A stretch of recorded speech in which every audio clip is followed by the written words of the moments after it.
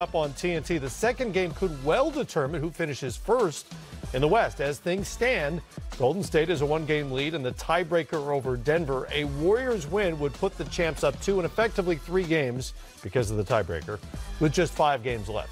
A Nuggets win would put them into first by virtue of the second tiebreaker, which of course is the conference record. Viewers, you have all this memorized, so of course you already know this. So just a bit on the line tonight in Oakland. Here's head coach Steve Kerr. It's a big game in terms of, the number 1 seed and protecting our home court. And if we take care of our business and win tomorrow, we're obviously in great shape down the stretch with the last, 10 days of the season so that we can prepare for the playoffs the best way we can.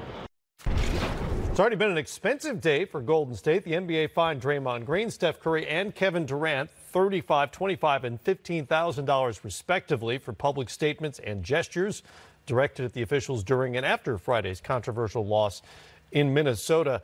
There were controversial calls in that game, to be certain, and maybe they had a beef, but I don't know. Is this pre-playoff agitation? Is this blowing off steam? Is this we can't wait to get to the postseason? What's going on with these guys?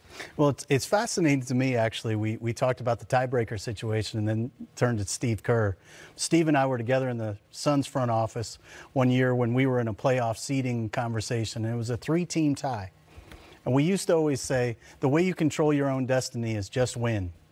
And the way the 3-team tie situation was going to play out, we actually were better off in that situation losing a game because the team we were going to play was in conference or out of conference or whatever it was. It's so convoluted you almost didn't know which way you wanted to play it. So at least they're in a situation where the winner takes all, which is nice. I think the team is ready for the playoffs to begin. They've gone through an up and down season, a lot of question marks.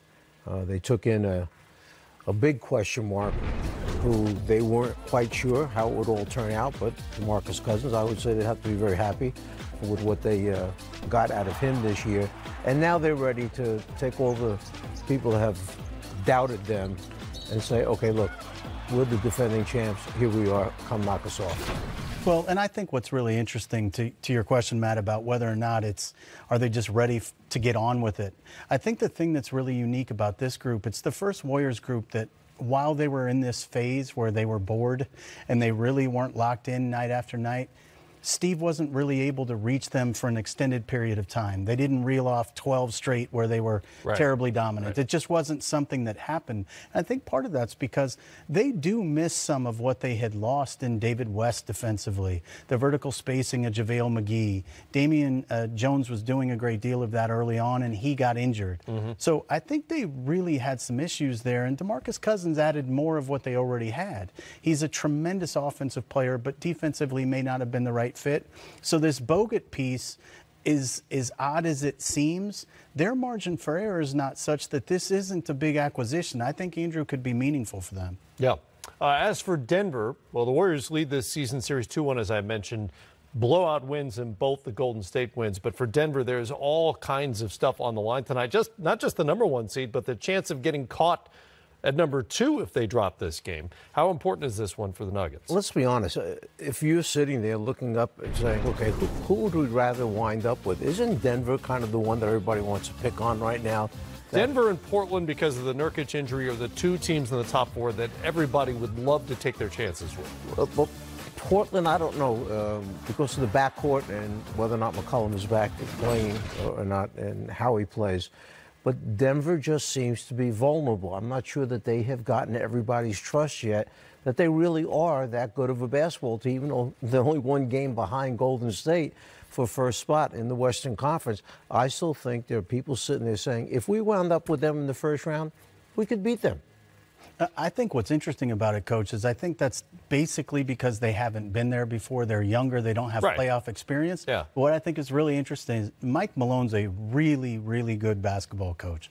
And he has a very firm handle on exactly where this team is. He didn't seem terribly concerned when he started trying to sharpen the sword a little bit and start working on some things that maybe people would either try to take away in the playoffs or diversify their offensive package a little bit. They've done a great deal of self scouting, and you can tell with the way the Nuggets have played these last few games, I'm not sure they're as worried about one or two as they are being as good as they can be when they get there. And it's fascinating to see a team play it like that. They may be paying the price for some of that tinkering as well. The offense has been really bad over the last 5 games, dead last in the league in terms of rating, and they've scored under 104 or 5 of those games.